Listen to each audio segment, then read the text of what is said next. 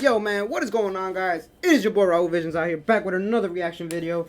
We got 10 Gang Founders of America by Tom Watch 5, man. Let's get straight to the video, man. Let's see what's up with it. You've probably heard of some of these underground organizations on the news or in movies, but little is known about the actual founders. True. These are 10 gang founders of America.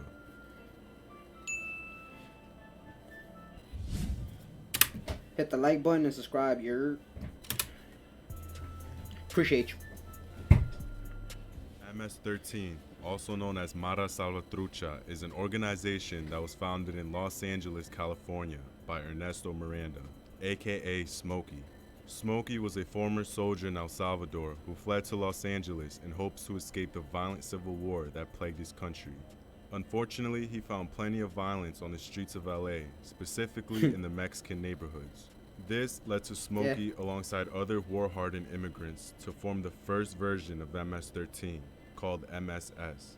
It is believed the third S was replaced by the number 13, symbolizing the 13th letter in the alphabet, after forming an alliance with the Mexican Mafia, Bro, I didn't even know that. La M, for more protection in prison due to the stronghold they already had.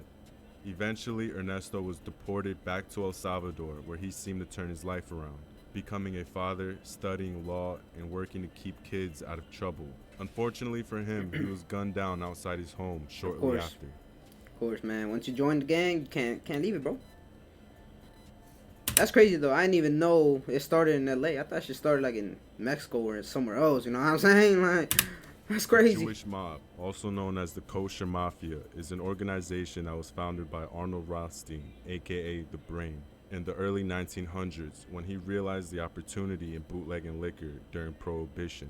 With his main office at Broadway and 49th Street in Manhattan, he was able to accumulate over $10 million, equivalent to $125 million in today's valuation, making him one of the wealthiest gangsters in U.S. history. That's bread. It wasn't the first time he experienced big money. Growing up, he was... Hey, yo, my bad for the bottom thing. I'm gonna just let it load, because, you know, that's a future video, you feel me? I don't know. Y'all might see that video before this one. I'm not sure yet. But yeah, my bad, guys. As soon as I finish loading up, I'm gonna take it out. So I got you. Don't worry about it. I got you. My bad. Let's get to the video, man. He was the son of wealthy businessman Abraham Rothstein. Since a young age, Arnold developed a gambling habit that led to him allegedly fixing the 1919 World Series. Gambling also led to his death in 1928 when he refused to pay up $320,000 he owed from a high-stakes poker game that he claimed was fixed by the other players. On his deathbed, he refused to help police identify his shooter, telling them in quotes, "You stick to your trade and I'll stick to mine." He was about to hit that lick back. Black Gangster Disciples is an organization that was founded in the late 60s on the south side of Chicago by Larry Hoover, the leader of the Supreme Gangsters, and David Barksdale, the leader of the Black Disciples. The two formed an alliance after Larry Hoover proposed the idea in efforts to end the senseless violence that plagued the black community in Chicago. At first, they were able to turn their attention to community outreach programs and legitimate businesses, but that would come to an end when drugs began flooding the streets in the 70s. Some members grew extremely rich, and others fell victim to using their own supply. David Barksdale died in 1974 due to kidney failure, leaving Larry Hoover in charge from behind bars. Damn. Larry Hoover had just been sentenced to 6 life terms for racketeering charges. Damn. With the two leaders off the streets, the organization began feuding with each other. Up until now, there seems to be a rivalry between what was once a strong alliance. Jeez. BMF, what's that stands for? Clearly. BMF, also known as the Black Mafia Family, was an organization that was founded in Detroit in the late 80s. I'm a dumbass. By My bad. Flannery, aka Big Meech, alongside his brother Terry. By the year 2000, they had a direct link to the Mexican cartels, which helped establish a $250 million coke distribution empire throughout the U.S. Wait. Pull that back real quick, man. Detroit in the late 80s by Demetrius Flannery, aka Big Meech, alongside his brother Terry. By the year 2000, they had a direct link to the Mexican cartels, which helped establish a $250 million coke distribution empire throughout the U.S. The feds claimed that they had two main hubs, one in Atlanta for distribution, ran by Big Meech, and one in Los Angeles for incoming shipments from Mexico, ran by Brother Terry. Around this time, Big Meech had established BMF Entertainment, a promotion agency in efforts to legitimize their source of income. The business front allowed Big Meech to launder illegal earnings by funding legitimate events, associating with high-profile hip-hop artists like T.I., Fabulous, Jay-Z, and more. Word. Big Meech being in the limelight, I don't know how I not know that. I don't know how I didn't know that when it said BMF. I'm a fucking dumbass, bro. Fallout between the two brothers. His brother Terry was claiming that Meech was attracting the wrong attention. But by 2005, the feds had 900 pages of wiretap conversations, which led to the indictment of both brothers. Both ended up pleading guilty and were sentenced to 30 years in prison. Dang. The Trinitarios, named after three revolutionaries of the Dominican War of Independence, is an organization founded in the early 90s in New York by Leonidas Sierra, aka Junito, alongside Julio Marin, aka Caballo. Junito created the organization within Rikers Island Jail, comprised of Dominican descendants to protect themselves from other ruthless inmates. Eventually, when members were being released from jail, the organization began gaining power in the streets of New York. That led to Junito establishing a central committee that conveyed orders and messages to the street leaders. For years, Junito would greenlight hits on oppositions in the streets and in the prison system, all from behind bars. In 2009, as part of Operation Patria, the feds charged at least 147 members in an attempt to dismantle the organization.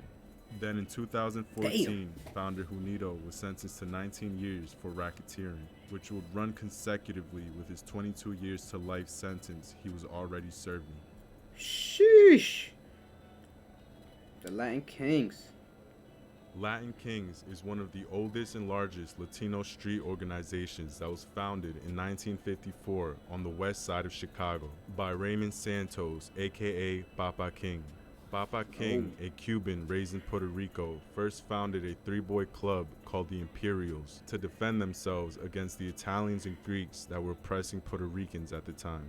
But it wasn't until they merged with a group of Mexican youths called the Mark Kings that they would gain notoriety in Chicago. In 1964, King Papo and White Sal, the leader of the Mark Kings, officially became one organization and birthed the name Latin Kings. They felt it needed to be done so they could bring an end to the oppression of all Latinos. Eventually, the organization, like many others, joined the drug trade in the 70s for funding as well as using. Due to the heavy use, the organization created a constitution of rules, one being a zero tolerance for hard substances. By 1972, founder King Papo stepped down as leader, and in the summer of 1988, he had disappeared, with rumors that he had either fled the country or that there was an internal hit on his life. Neither was confirmed. That's crazy, man. The Gambino family, originally called the D'Aquila family, was founded in 1910 by Salvatore D'Aquila in East Harlem, New York. Salvatore was a Sicilian immigrant that arrived in the U.S. in 1906. He soon joined and rose the ranks in the Morello family. But in 1910, his boss Giuseppe Morello was sentenced to 10 years in prison, allowing Salvatore to separate himself and start his own organization, naming it after himself. Operating in East Harlem and the Bronx, he rivaled the same family he was once captain in. He even put a hit out on his ex-boss Giuseppe when he was released from prison in 1925.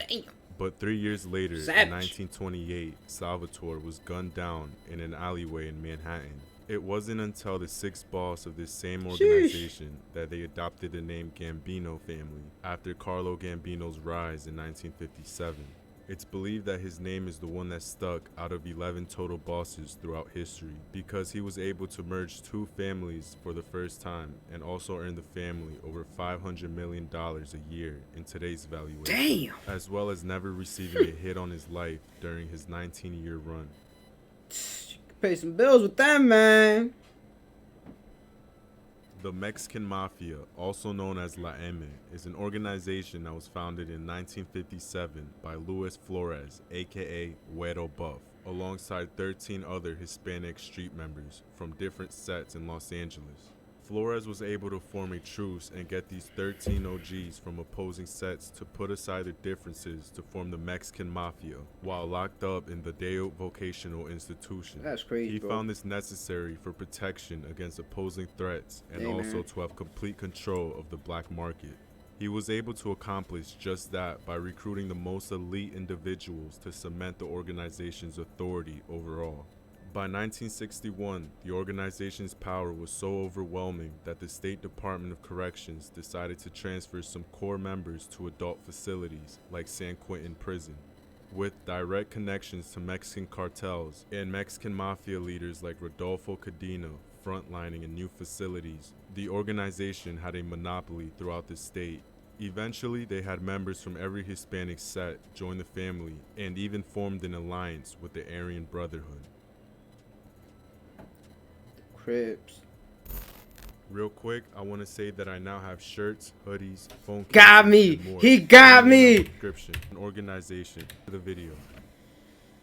He got me. He got me. He got me. The He got Crips me. is an organization that was founded in the late 60s That was kinda slick. in Los Angeles That was slick, man, but not as slick as Rebound. Rebound slick with it. by Raymond Finessing. Washington. As a kid, Washington joined a gang called the Avenues in East LA, but ended up leaving due to the static between himself and the leader's brother. He then founded his own set called the Baby Avenues, recruiting young kids from South Central LA.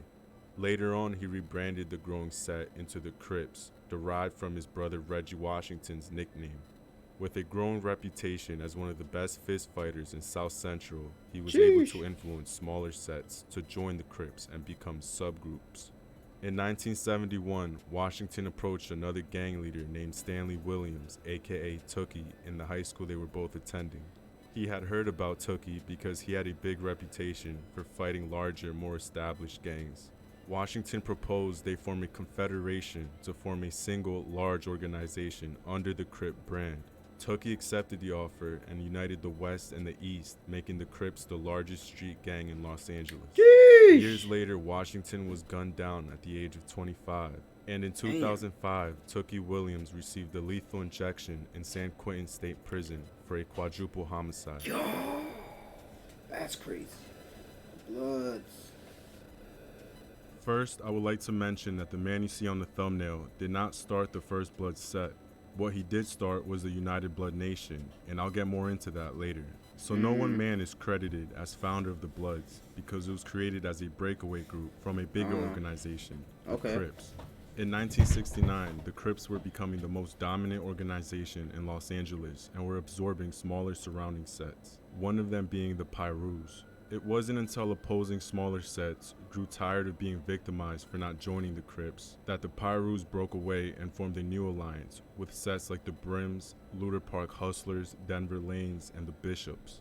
This new alliance addressed each other as Bloods and gained notoriety for offering protection against the dominant Crips. Now, the UBN, also known as the United Blood Nation, is an organization that was founded in 1993 inside of Rikers Island Jail by Damn. Omar Porty, aka OG Mac, alongside Leonard McKenzie. The UBN was created for protection from Latino gangs like the Nietas and the Latin Kings that were my bad. oppressing non-Latino members. Excuse me. Shortly after, they would form subsets, including the 9 Trade Gangsters and many more. In 1999, OG Mac was released and back on the streets of New York, where he would build the UBN into a much more powerful organization. But only 3 years after his release, he caught 10 new charges, including racketeering, and was sentenced to 50 years in prison. That's crazy, man. Alright, man, let me know what else to react to next, man. Yeah, man, leave a like, subscribe, man, and I'm out.